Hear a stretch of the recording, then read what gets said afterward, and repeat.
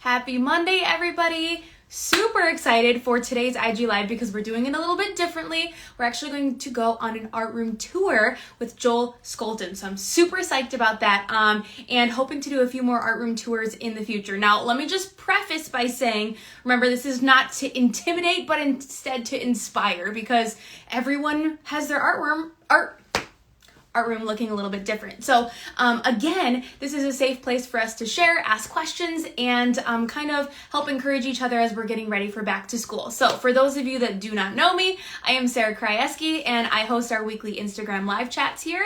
And we're gonna just head into Joel's room here. So because it's a school, and I don't know about you, but my school is like a cinder block haven. Hopefully he'll be able to have some pretty decent service there to show us how he runs his art room and maybe inspire you a little bit along the way. So those of you that are just joining us now, hello and welcome. We're going to get Joel in here in just a little bit once he joins. Now, those of you that are here, if you want to just pop into the chat and tell us if you've started school yet or when you'll be starting school. Our first day of school is actually tomorrow, so I booked it home to be able to host today, and tomorrow's our first day, so I'm kind of also in the process of getting my own art room set up and ready for my little artists. So when does everybody else start? I gotta know. As we wait for Joel. Start tomorrow. Started 2 weeks ago. Oh my gosh. It's crazy to me how different all of the schedules are. Tomorrow's first day. It looks like maybe a few of us are tomorrow. That would be awesome. Ooh, 3 weeks in already. Well, Joel has already started, which is why part of the reason why I wanted to have him on too was because he's kind of in the groove a little bit.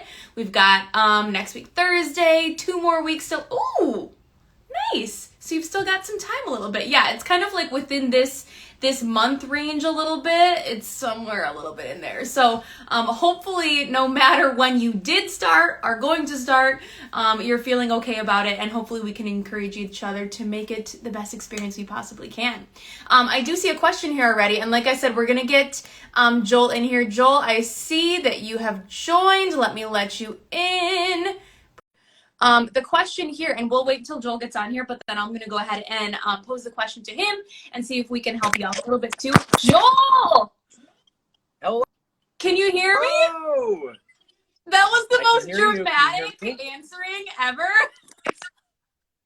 It was like shot like a Bourne film. It was like so chaotic. I love it. I'm sorry. Yes.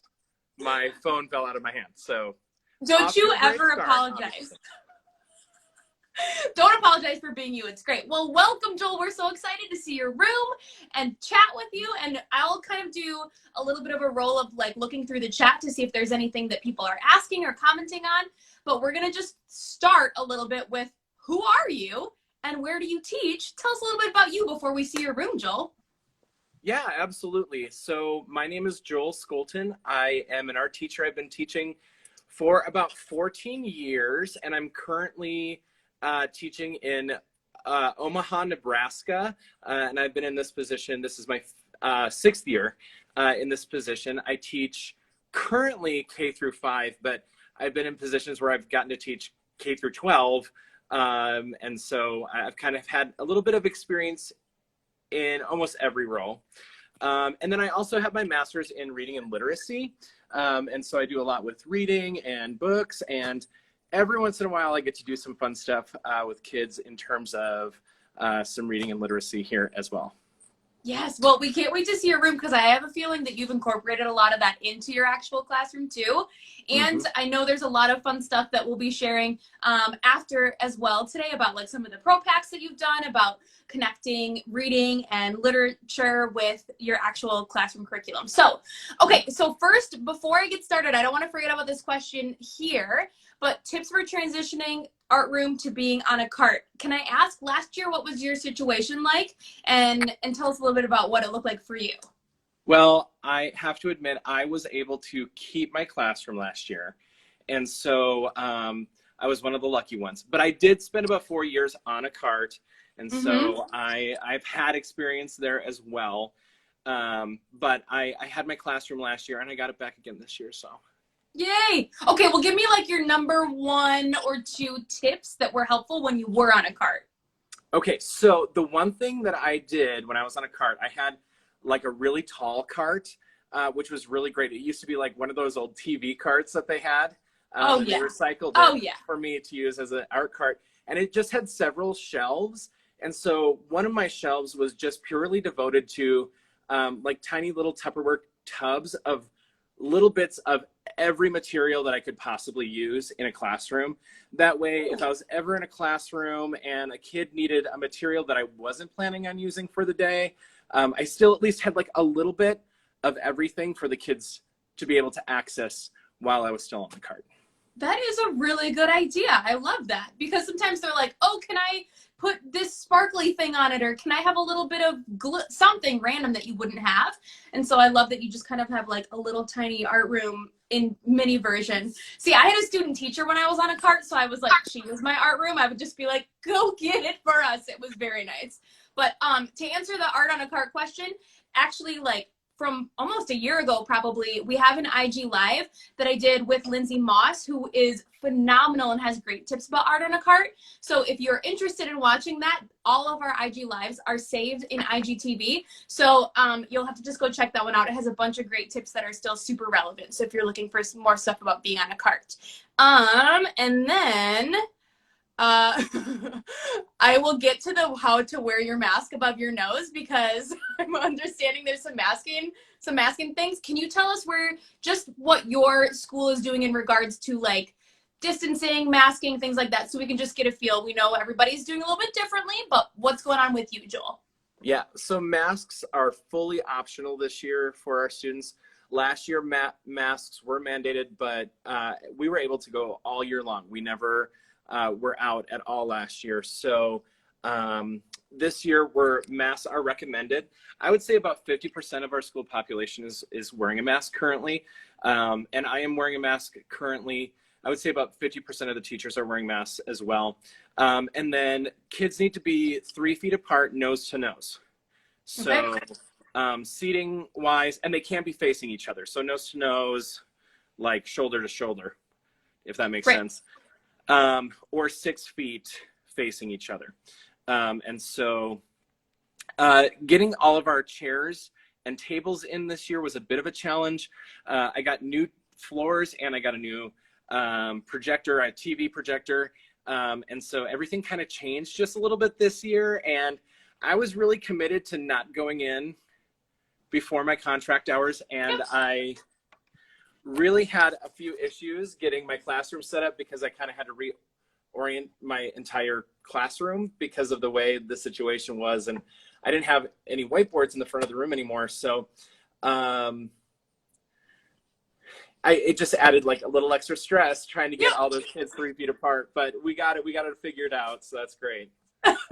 Once at some point in our lives, when hopefully that's not a thing, when they like have to be all apart from each other, it's going to be just like this glorious, like, sit next to a friend and share a crayon. Like, right.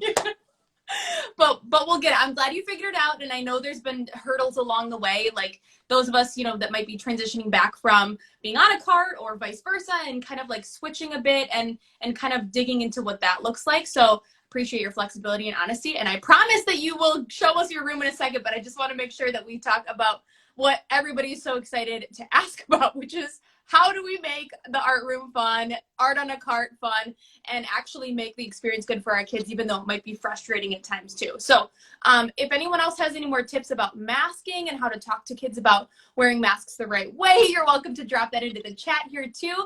But let's go ahead and get started with your classroom, Joel. So I would like to let's just pretend that we're students. Like, how do we start? What do we do? Absolutely. I'm going to go ahead and flip my camera. Is that okay? Yes, and I'm going to share with you a little bit more about my classroom. So, there's I recognize those. My crayons from Nylacon, and they're beautiful. Yeah. I have to tell you, this has been the most popular feature in my classroom this year. Despite the fact that I have brand new floors and a brand new TV, this is what everybody's gabbing about this year. Obviously. So that's awesome. Okay, so here is where they walk in. And students, when I always greet them outside in the hallway, remind them to sanitize on their way to their seats. And then students just walk in. I tell them, walk in like silent ninjas. And so they come in, they come straight to their seats. And, you know, fingers crossed, they're sitting nice and quietly. Mm-hmm. And typically I start with a book, and here's my little collection here. Woohoo! Woo-hoo. Beautiful. Most of this is personal. I get that. I'm like um, an avid collector. yes. And so I'll start with a book, and here's my new projector right here. And so Beautiful. I have, yes, and I have my document camera set up right there. Typically I have a rug, but my students have to be 3 feet apart this year, and my rug is not big enough for all the kids to be able to sit on the rug. And so I would typically be in my rocking chair and reading, but maybe not this year. Fingers crossed for next year. Mm-hmm. So I'm usually under the document camera reading to the students. And then when we are done, we will typically hit up our learning goal for the day. And I have I can statements up for each grade level up here. And there's a project sample that they can see. And then over here, we have new vocabulary that goes with this unit. And then typically underneath here, I have project steps for them to be able to work independently.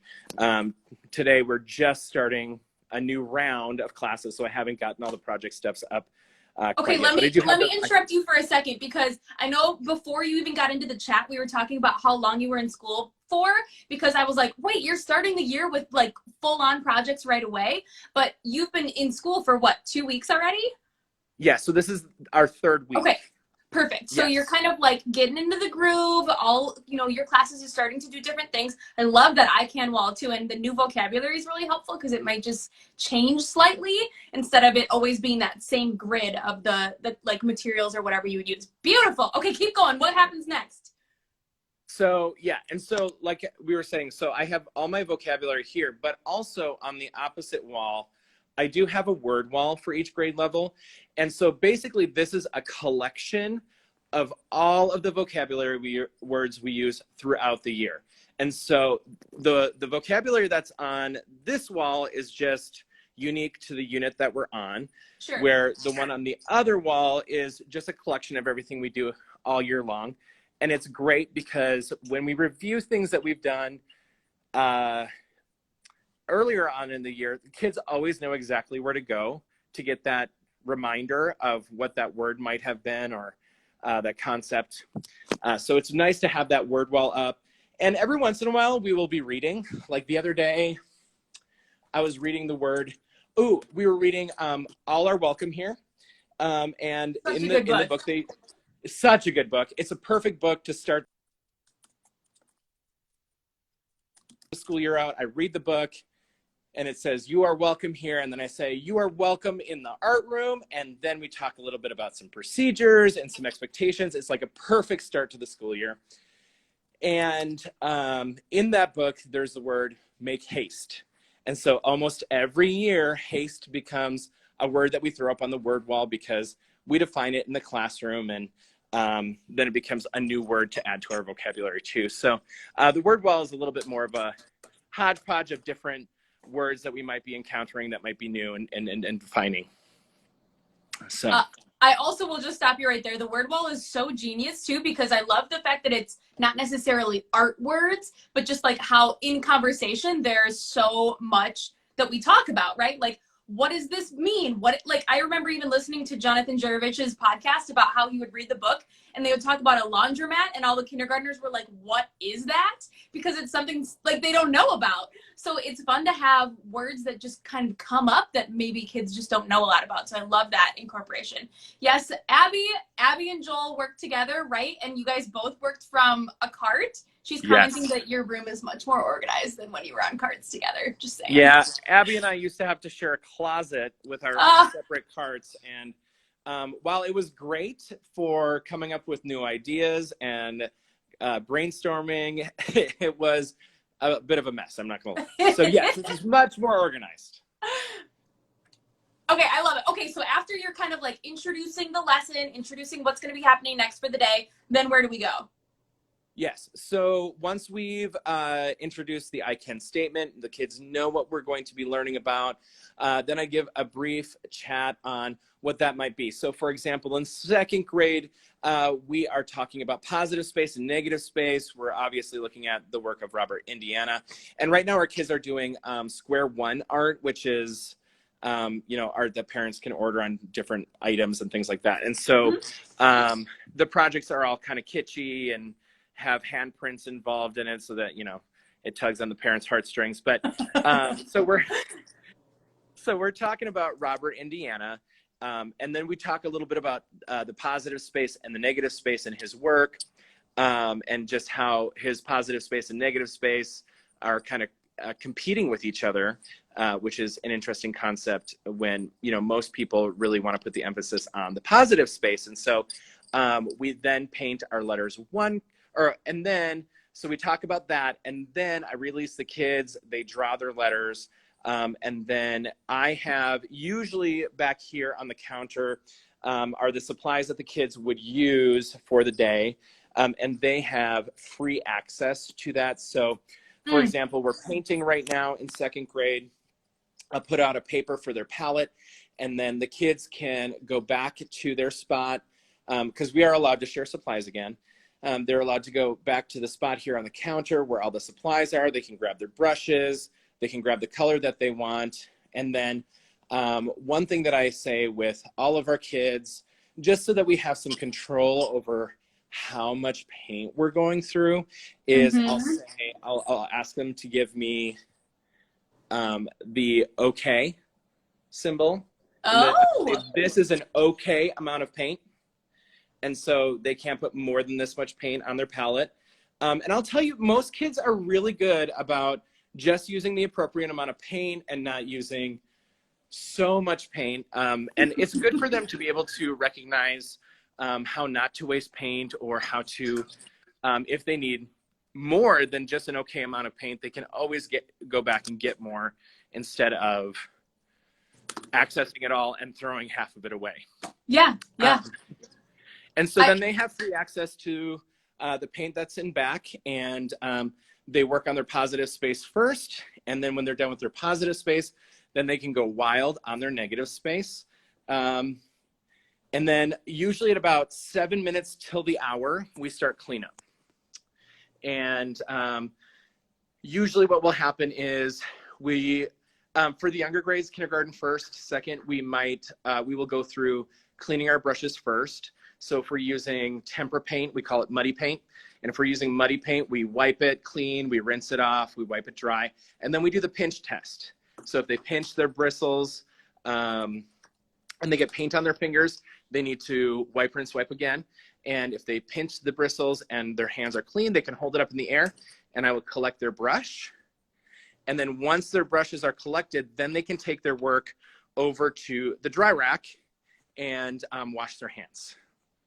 I love it. I already was like click-clacking away, writing down like different hints. Like I love muddy paint because sometimes I want to call it like wet paint. The paint's already wet, but like that's confusing with watercolor that you add water to. So mud is good because it's that similar consistency. So I'm probably gonna steal that. Yeah. I love that.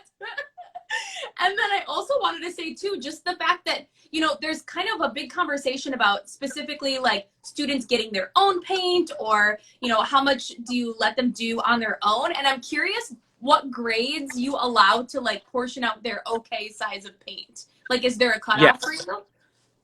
So I don't let kindergarten get their own paint, but in first grade, we start practicing an okay amount of paint.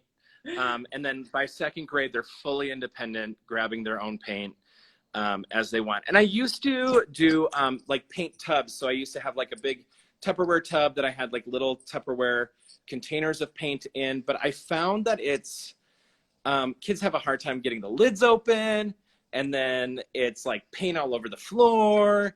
And I was just having so much troubles thinking that I was saving paint and actually like wasting paint and wasting time cleaning and things like that.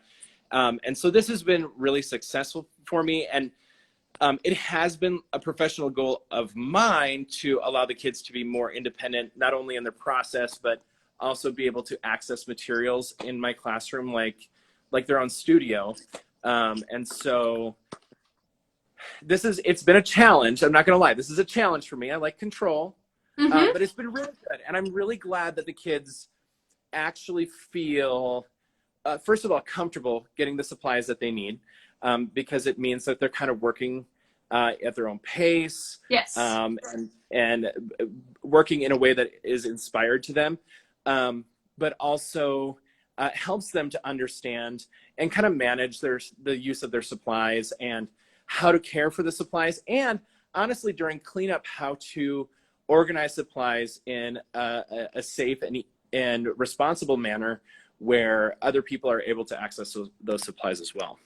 Yeah, completely. And I think there's something important about cleanliness is an act of kindness for the next friend, right? And sometimes Mm. we just are, our students are thinking about getting things done and they're trying to rush or whatever might be happening, but reminding them too that the way that their actions represent what they're going to do for their next friend is really important. So I think that's a good way to demonstrate that and to give them that ownership as well. So a couple other questions here while we're chatting about painting in particular is like, what do you typically have your students put paint on? Is there like, paper plates, cups, things they wash, stuff like that. And then also just give us a little bit about the demographic of your class sizes, and maybe how many sections you have of each for your students. Yeah, absolutely. So in terms of painting palettes, I have a drawer here, and the kids actually know where the drawer is as well. And in here, I basically have like the random pieces of paper that I have left over when I cut paper to a specific size. Yes. Oh, And then, yes. and this becomes essentially my palette. So the kids can access the palettes here. Oftentimes when we do a painting project though, I will pass out the palettes as they are getting ready and working. And so they'll have a palette already sitting at their table, but they know where it is. Lots of times by 5th grade, we're doing one project, but kids are using several different materials based on what they decide they want to use. And so kids who are going to be using tempera paint then can access the palettes on their own as well. My class sizes vary quite a bit. I have some classes that are as low as 18. And most years we have classes that are up to 27. This year, our class sizes stayed pretty low. We only have, I think, 24 is our highest. That's good. This year. Okay. Yeah. So. Nice. I mean, Yeah. so that I think is at least manageable enough that kind of makes sense. And you're finding too that you said typically students would come to the carpet, but this year you're kind of like, or I mean, I guess with the past few years, you're having them stay at their spots, and really the only reason they would be up from their spot would be to gather their own materials or if they need refills, things like that, right? Yep, that's correct. Yep. And then at the very end of class, so they get their things put into the dry rack. They and they wash their hands, and then at the very end, I have this system here, and there's 4 different crayons, and each crayon is assigned a specific cleanup job. And there are chairs, or on the backs of their chairs, there's a different colored pencil on the backs of their chairs, and so then they know which cleanup job to do based on the backs of their chairs. Okay, and so, nice. Again, so older students. Is the cleanup job something that would change? Sorry, I think we're like a half a second off, so I have to like talk over for a second. So hopefully everybody watching this isn't just tormented by our like talking at the same time. Is the cleanup job something that changes then depending on the project, or is it something that is pretty consistent based on just like general cleanup? It changes for pretty much each class. I'll just write like a 1 word, like, or 2 words, like wash tables, water cups, or whatever. And I find that I have to kind of move things around quite a bit because all of the kids want to wash the tables. That's just like such a popular job. They love it. And I think yeah, and I think their parents would love to know how much they love to wash tables, right? Right? But if I had the same color washing tables every day, it would just be utter chaos in here. The kids would be so upset. And so basically each time they come in here, the project's cleanup jobs are a little different. But for the most part, yeah, I mean, it's pretty much the same things from class to class, like wiping down tables and the caddy. We have each table has their own caddy, and I have glue and pencils and erasers, scissors, and then our wipe up rag. And these are always at the table. And so one student will rearrange the caddy here at the tables. And then if we're doing painting, it'd be maybe pouring out waters or throwing away our palettes and our paper towels and things like that. Love it. So. Yeah, so it's kind of fluctuating depending on what the project is, but for the most part, it's like we can always think of things when a kid's like, you know, needs a job, or if you're doing consistent jobs, something like that too. Okay, love it. Right. All right, quick answer. What state are you in, Joel? Yeah, I teach in Omaha, Nebraska. Okay. So just because I think we're trying to get a feel for like where are you as far as like restrictions or what your class looks like. We'll also share more about like you and where people can find more about your classroom, but do you have a blog or like a YouTube, things like that people can follow along with as well? Yeah, I do. I have a blog where I post some lesson plans, some drawing tutorials, some reading activities, just different activities you can be doing while you're reading, some read aloud activities, things like that, just to help kids understand reading a little bit better, even in the art room.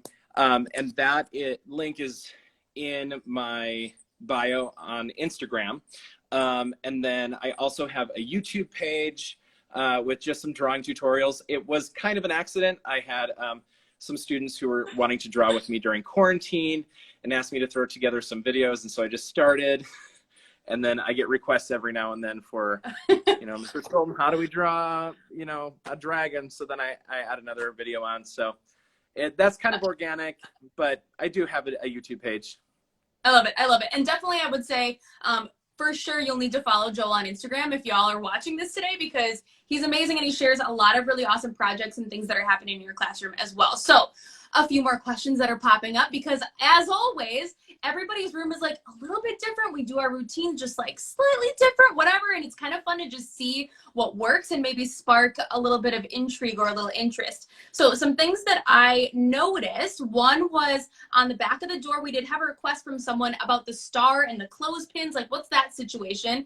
And does it tie to some sort of incentive system?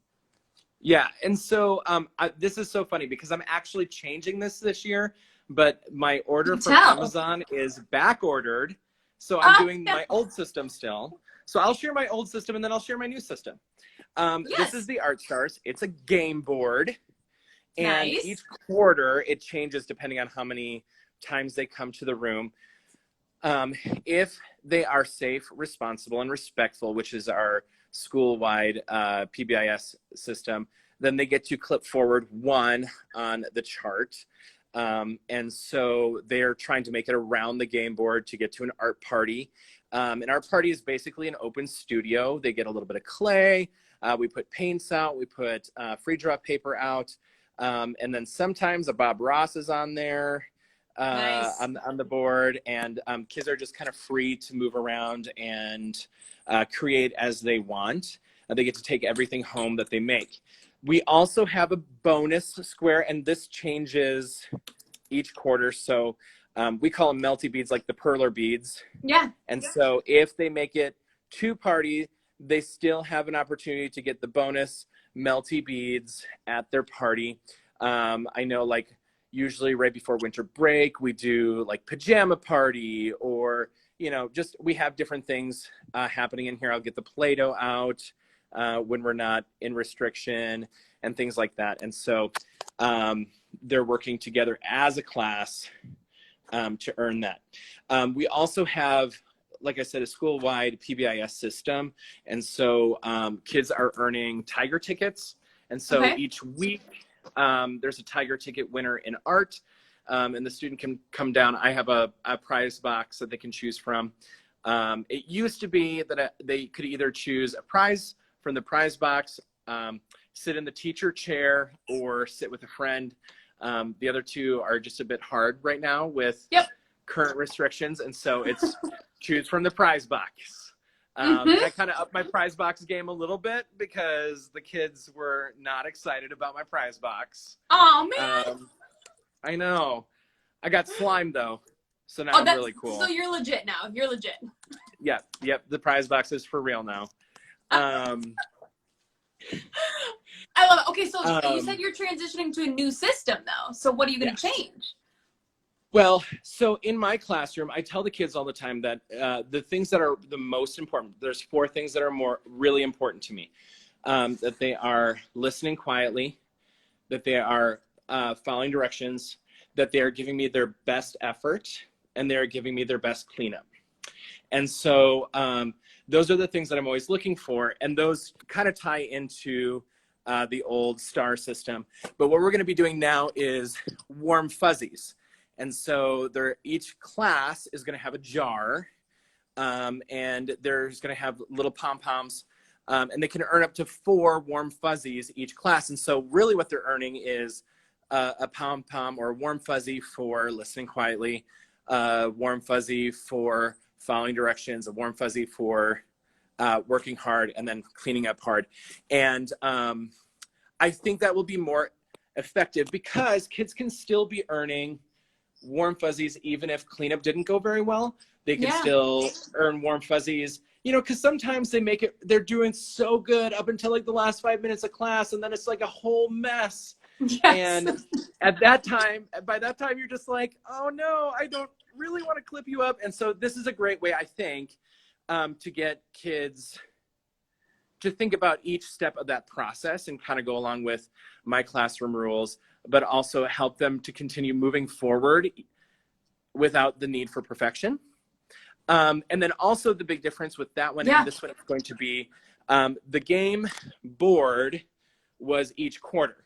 And so essentially classes either made it all the way around the board and won a party or did not. And so the deal with the warm fuzzies is that no matter what, you're still earning warm fuzzies towards a party. So if a class doesn't earn a party until second quarter, they're still working towards that party instead of starting all over again. And I think, again, that's going to be a much better incentive than not quite getting to that party and then starting over from the start at the beginning of the quarter. Yeah, I think that's good. I like the theory behind, kind of giving their students their positive affirmation and saying like, okay, this part we can work on, but this really still went well. Because, when you have them for more than 30 minutes or like I have my kids for an hour, it's like they say, somebody says, how did today go? It's like, well, which part, right? Because there was so many things. I can't just say it was a great day or a not great day because it wasn't just that. So I think I'm excited to hear about that and see how it goes. That's a really good idea. And I know not everybody does different incentives, or maybe you have a school incentive. So it might be kind of fun to see what your school does, or if there's any way you can tie in with like what the teacher's doing. So there's lots of ways to try that out if that's something you're interested in. I also see warm fuzzies and cold pricklies, which is very silly. So if it was like a rough day, you gave me like a cold prickly, like a no thank you. Love it. Anyways, I feel like you might enjoy that. And also I see a question about how would you use that awesome idea on a cart about like incentives. My initial thought is maybe like, those plastic like bead bins, the like ones that have all those little spots. You could just do like a tiny little spot for each of your classes and then just like fill them with beads or something small. And that way you can keep track and like put their little sprinkly beads inside. I don't know. So it's like a portable version of your jars. I don't know. Do you have an idea, Joel? Yeah, I mean, I was thinking similar thing. I actually was thinking beads too, but I was thinking like maybe beads on a string or on a wire where they're like earning their, so it's like they're like working up towards the top or whatever, but it's not taking up as much space as a jar. It's just kind of something that might hang off the side of your cart, or that can be, again, tucked away somewhere and pulled out and added to. And then when they reach the top of that string, then they get that art party. Perfect. And then it's like cart glam, it's like such a fancy looking cart. Get some dreads on there, something like you can't go wrong. It's so good. Okay, so I know we could talk forever, but I also want to just check to see if there's anybody else with different questions for you. And I also wrote a couple more things down too. So I also wanted to ask about, we saw a question in the chat here about those really short classes. So like 30 minutes, you know, when kids come in and it's just like, it feels very fast. What do you feel like are good tips for how you teach those classes to make sure students can be successful? I'm going to be really honest. I have never taught anything less than an hour class. Joel! And I don't know how their art teacher does it. And their art teacher's fabulous at their school. I don't know how she does it. I don't know how I would do it if I had to move to a half hour. I'm so sorry. I am incompetent to answer that question. All right, I got you because I've taught many different versions of classes. My first school, I had 30 minutes, 35, 40, 45 hour. I've had all sorts of different pieces. So the best things I can tell you would be to keep it super duper simple and make the goal like very attainable. So if it's like a project they're all doing together, you know, today we're all going to, our goal is to get the background done. And if they get just the background done, then it's time for, you know, sketchbook work or something that might be a little bit, it's okay if they have some extra time because we know we for sure got our tasks done. Another thing that I started doing that was super helpful was, you know how Joel has his students come in and go directly to their desk? I would have students file in and grab a paper and a pencil if it was a new project and write their name and class code on the back and then meet me at the carpet or like stay at their spot or whatever. But like for some reason that name part getting done like right when they came in saved us like a lot of time, and then you know they did it because they did it right away. So that name part can help a bunch too. And then, you know, maybe just having like, if you can do flipped classrooms and have some videos that are already done that are only like 2 or 3 minutes long, then maybe you won't find yourself like demoing quite as long as you typically would because you can just play them. Just a thought. I love it though. Perfect. So let's see. Sound dropped out on something that Joel said, and I don't know. Oh, about how you've only had classes that were an hour, which is bonkers to me. I love it. I hope that never changes for you, in all honesty. Okay, so also tell me about like the transition of class to class. Like, do you have classes right backed up to each other? Do you clean? Like, because that part stresses me out constantly. Like, what do you do for that part, Joel? Yes. So there's a couple different things that I would do. First of all, well, last year, the kids couldn't be around the spray that we had last year. And so kids were already lined up, but they had to be 6 feet apart. So it was kind of wild. And I would be cleaning tables. One game that I like to play is the color game. And the kids are like cuckoo bananas for this game. And it was like just a thing that popped in my head to like waste time once when we lined up too early. And now they're like obsessed. But I'll find a color, a name of a color that might be a little obscure for a child, and I'll find a kid who's wearing that color. So I'll say like, oh, who's wearing chartreuse today? And the kids have no clue, obviously, and then they're guessing who's wearing that color. And so as I'm wiping down tables and chairs, I'm calling on kids, and they're guessing, and then when they guess the right answer, I said, yeah, so-and-so is wearing chartreuse today. It's a color that looks kind of like this. And then we repeat it. And then over the course of time, we played this game enough where kids slowly start to remember what chartreuse is. And it becomes like a vocabulary word to them. Nice. But I don't know why they love it. They absolutely go crazy for it. I love it. So I do play that game a lot. I also do love Go Noodle. And especially like when you're working in kindergarten, when you have a full hour, lots of times you're transitioning from like one material to another. So for example, right now we're making our line monsters. And we start by drawing, you know, a square with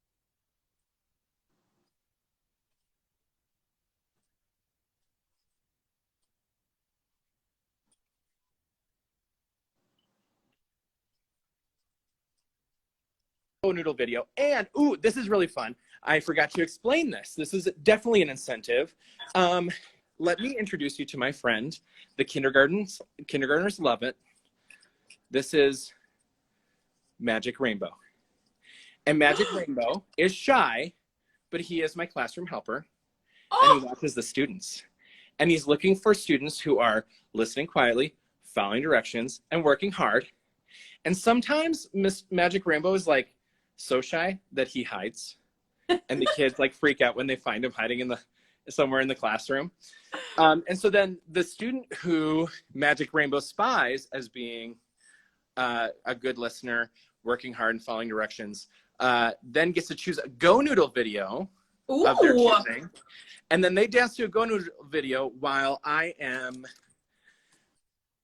and pencils and then putting out paint, water, and paint. And so then usually by the time the Go Noodle video is done, now I have all new materials out at their tables, and I'm ready to start explaining how to properly use paintbrushes and watercolor paint and things like that. Perfect. So kind of like using that movement break, that video time a little bit to help you with the transition, so that as the educator, you can like do the swap out of the stuff that maybe like a 5-year-old can't handle, right? Right. Okay, Unless we're dancing to All I Eat Is Pizza, because I rock that jam. I mean, you gotta. There's like a Right. cat song that I'm like, I'm sorry, I have to join you guys. This just has to happen. And then, of course, once you get into one song, then it's just the one you always play. So we'll see how that goes. Real quick, Joel. Well, oh, sorry. No, go ahead. Okay, tell us, because it was breaking out just a little bit while you were over talking about your kindergarten line monster. While you're in good reception here, can you tell us again, just real quick, what that project is about, so those that are interested can try it? Yeah, so we're talking about lines. We're learning vocabulary words like horizontal, vertical, diagonal, and then we're practicing different kinds of lines. And so at the very beginning of class, they just get a piece of scrap paper, and I have them try out all different kinds of lines, and it's fun because I'm like, oh, this one's really hard. I don't know if you can do it. We'll see if we can do it, and then they're doing it, and they're like, oh, there's God, then we can do it, and so it's like a big deal. And then they make a square, and inside the square, they do 7 of the lines that they practice, that they like. Mm-hmm. And so it can be any of the lines that we practice, and then we give our monsters arms and legs, and they can do whatever they want for arms and legs. And then we trace that with Sharpie. We paint in between the different lines, different watercolors, and then the next week we'll cut them out, and we'll add eyes and a mouth to them, and then they are our line monsters. And I always read, like, one of my favorite books of all, Jeremy Draws a Monster. Ooh. Is the book that we use to go with it. And I have like the perfect monster voice for this. I mean, can you give us a little bit of a sneak peek of that monster voice? Oh yeah, absolutely. Let's do it. I mean, if you watch my pro pack on literacy and the art room, you totally get, Okay, like so the monster's really bossy. Here he is. Here's the monster. He's really bossy. And he goes, "Draw me a toaster," growled the monster. "I like toast. Draw me a record player. It's too quiet around here. Draw me a checkerboard. I want to play checkers. Draw me a comfortable chair." Oh gosh, that's very good.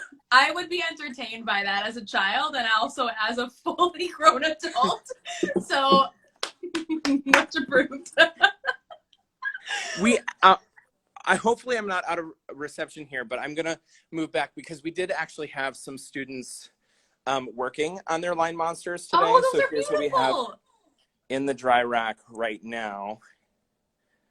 Look at those claws. Those are so fun. Yes. Yeah.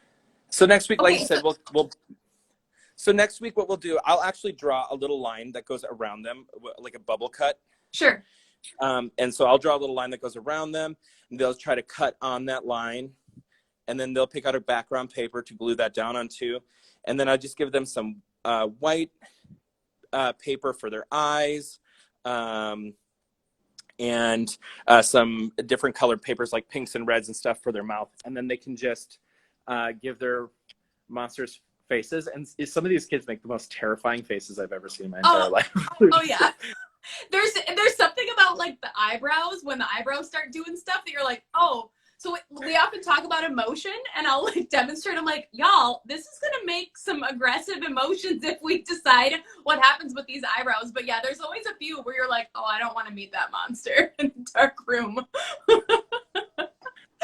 I saw somebody was asking for the book Yes. title again. So it's a kindergarten project that you're doing currently.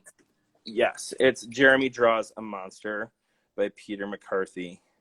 And then I also, when I'm doing that unit for the second day, then I also read Leandro, the Terrible Monster, and this is by Mo Willems.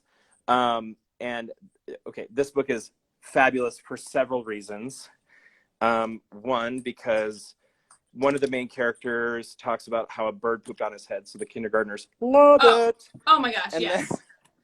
And then also, you know, it's about this monster who really wants to be a terrible, mean monster, and he meets this kid who's having a really hard time, and he decides to be a good friend instead of a terrible monster. Isn't that amazing? I love it. That's, you know, I feel like that's a life goal, is to not be a monster, right? Instead to be a good friend. I love it. Okay, the last question I'm going to ask before we do our quick trivia is, well, maybe not the last question because I'll probably ask some more, but I am always curious about storage. So where do you store student projects? Like, do they do folders at the end of the day? Tell us a little bit about what that, like, behind the scenes organization looks like. Yes, so I have, okay, I'm going to have to go back to the corner. You're so okay. You need to let me know. So I have a closet here, and it's a little out of control right now because I had to take it down, and I'm resetting it up currently. But these are all classroom folders. So this is my A day right here, and they're all classroom folders. And inside the folders, the kids have portfolios. So, and what happens with these portfolios, I label them so that if I ever have a sub, they know where to pull those out from. And then inside is where kids have their portfolio. So they, on the first day of school, what they do is they get their portfolio, and then they get to paint their portfolio. And we just go over, you know, how to use an okay amount of paint, how to use the brushes, how to access materials, and we kind of just go over some of those procedures as we just begin working on decorating. And okay, but wait, before you put it away, can you show us that brown paper bag situation? Is it just cut in half? Because I haven't. So this is totally something that I stole. Borrowed. Yeah, so I totally stole this from Nyla Khan. Yeah, I borrowed it. Yep. I swapped a good idea for a good idea. Yes. And it's basically, I got paper bags donated to me from Target, and then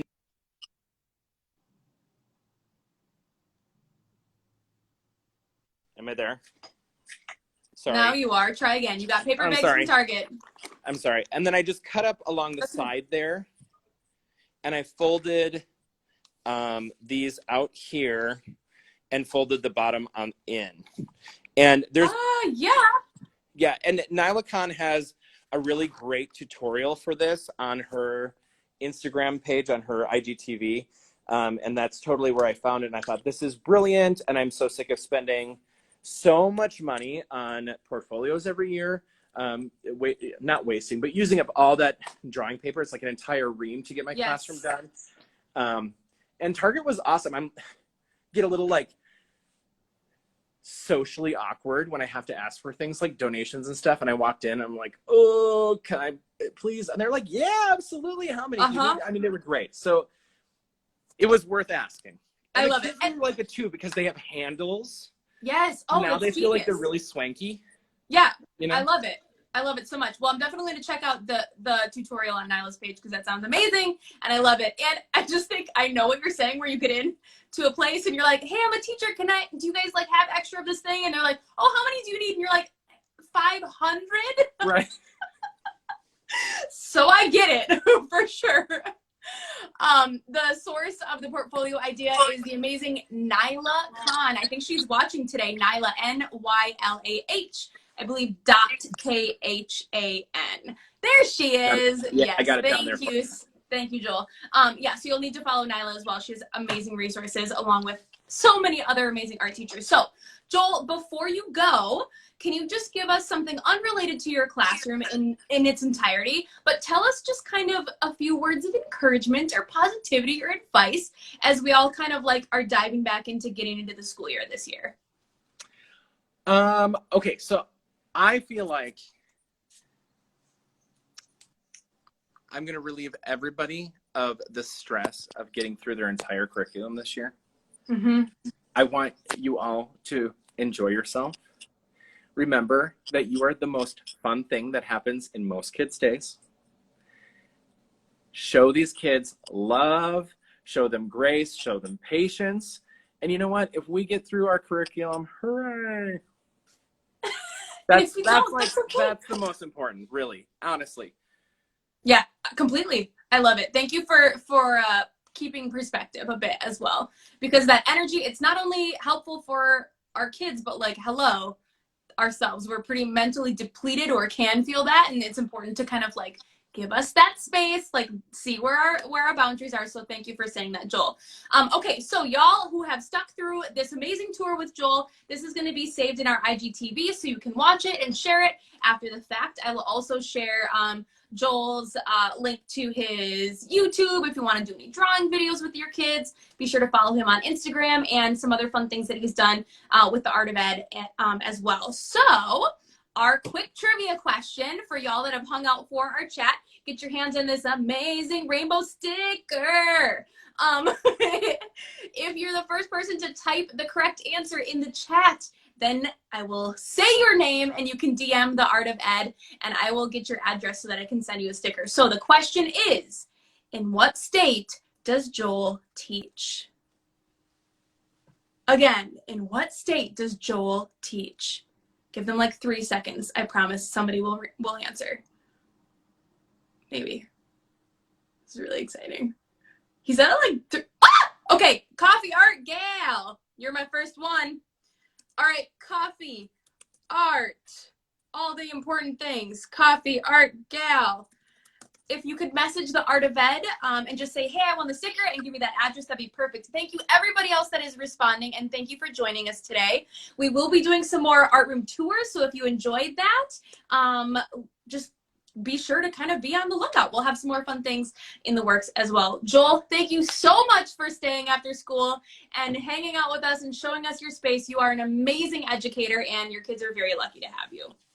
Thank you so much. It was so much fun. Thank you for having me. I love it.